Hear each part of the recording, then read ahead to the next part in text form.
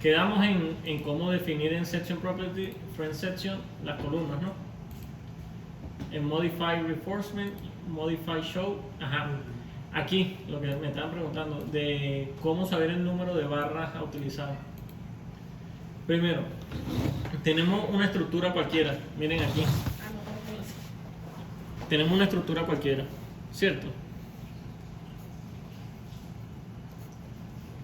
Y el sismo, si vamos por niveles, el sismo se le aplica una fuerza F1 aquí, una fuerza F2 acá, F3, F4, ¿no?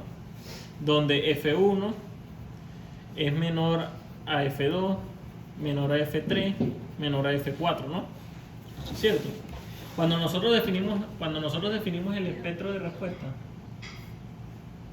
que es aquí, así y vas así es el espectro de respuesta, ¿no? Hay dos tipos de espectro de respuesta: el espectro elástico,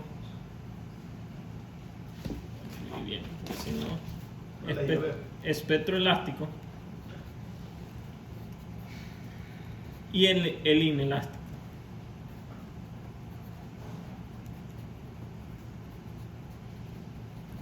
Entonces, ¿qué pasa? Cuando nosotros tenemos el espectro elástico, imagínense que nosotros tenemos, ese es el sismo verdadero. Si aquí ocurre un temblor mañana, la fuerza que va a llegar aquí, dependiendo de nuestra zona, nuestro S2, nuestro coeficiente de tipo de suelo, va a ser nuestro espectro elástico. Entonces vamos a suponer que el espectro elástico llega aquí con una fuerza de esta casa de 60.000 kilogramos,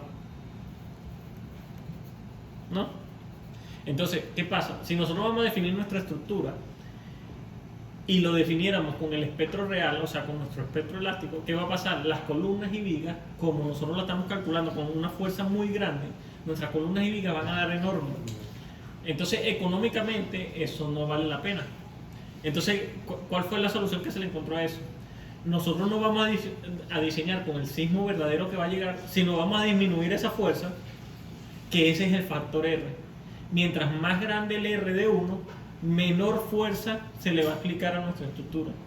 Pero si ocurre un sismo real, va a llegar una fuerza multiplicada por la cantidad de R o sea, va a llegar la fuerza real. ¿Cómo se resuelve eso?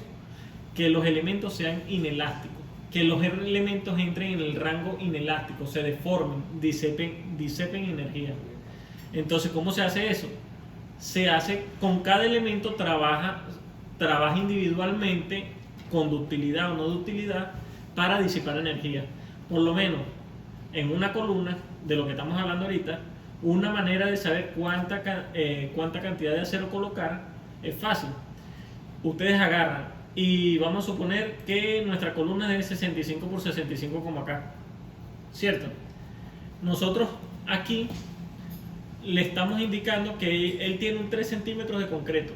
Esa parte de recubrimiento, esa parte no trabaja, entonces le podemos restar esa área, 65 por 65, entonces sería 62 por 62 centímetros nuestra columna, ¿cierto? Entonces, que una buena manera de definir nuestra columna que trabaje en el rango inelástico es con nuestras cuantías, y nuestras cuantías ideales en columnas es entre 1,5 y 2%. Esas son nuestras cuantías ideales. Cuantía de 1. Entonces, ¿qué pasa? Si ustedes se van a la norma le permite tener cuantías entre el 1 y 6%.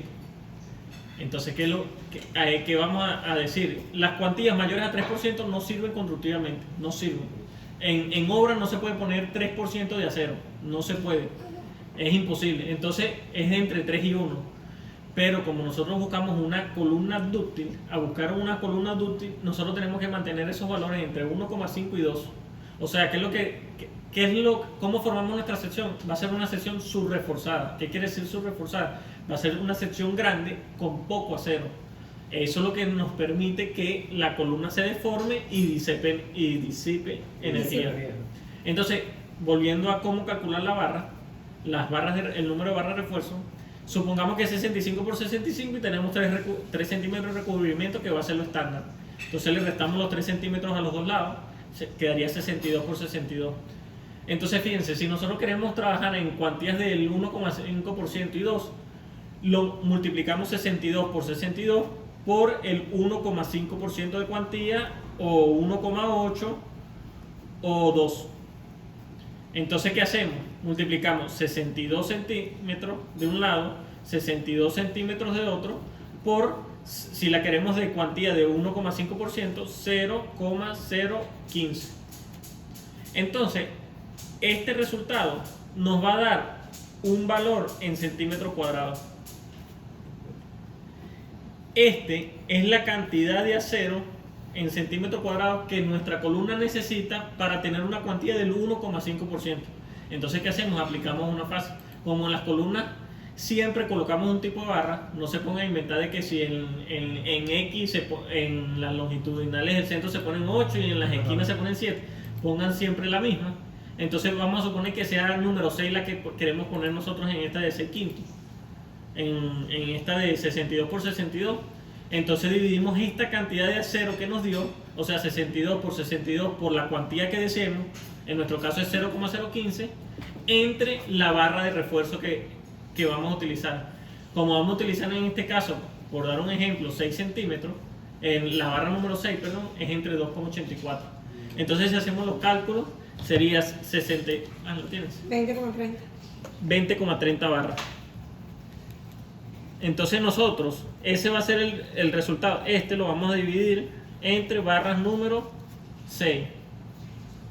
Entonces nos va a dar 20,30 contra 20 barras. Ponemos 21, no pasa nada porque nos va a dar entre el rango 1,5 o 22.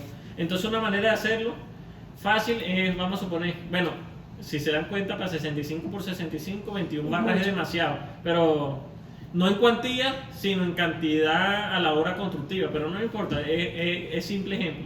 Entonces, vamos a suponer que ponemos 7 y 7, 14, 17, 20 barras. Bueno, vamos a poner una más aquí. ¿Cómo hacerlo rápido? Miren, en una dirección, en cualquiera, ponemos un valor, 7. Esas van a ser completas, 7 y 7, 14. La vamos a multiplicar por 2. Y en la otra zona, le van a restar 2 en cada lado, porque es la cuenta doble.